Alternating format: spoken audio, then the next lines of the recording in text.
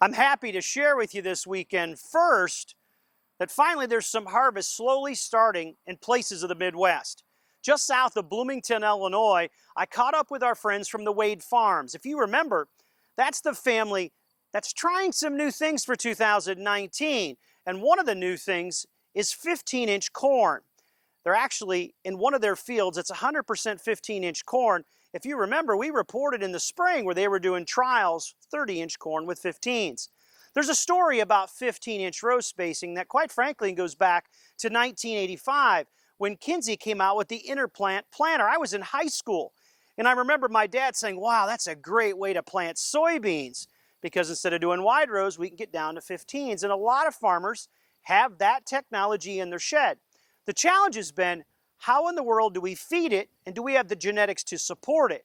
And over the last, I would say 5 years, that technology exists. The other challenge was, how do we harvest it? And there hadn't been an OEM solution until recently. If you've attended a farm show in the last few years, you've seen our 15-inch corn head solution. That solution is called a Freedom Head. The Freedom Head is made similar to the rest of our corn heads in the fact that you have 2 snapping rolls and 2 gathering chains per row unit. It is very unique in that we are the only ones that have that combination from an OEM.